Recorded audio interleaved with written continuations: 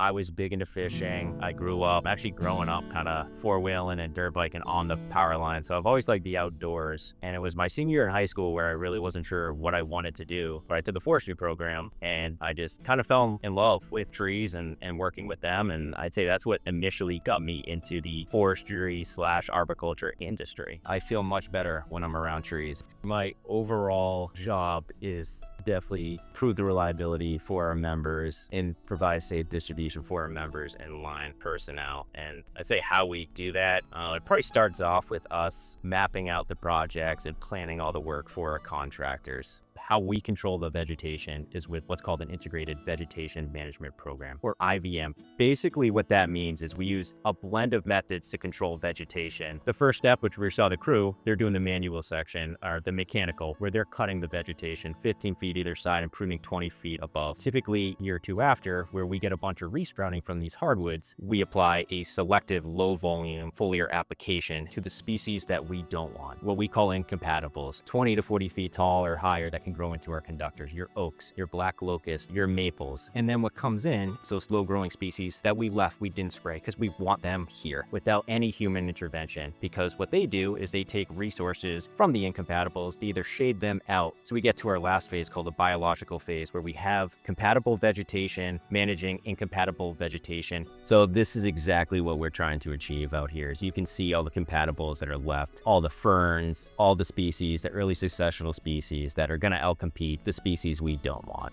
And each time we go through the manual cutting and the spraying, we get more biological control, the most sustainable and cost-effective way to control vegetation along the power lines.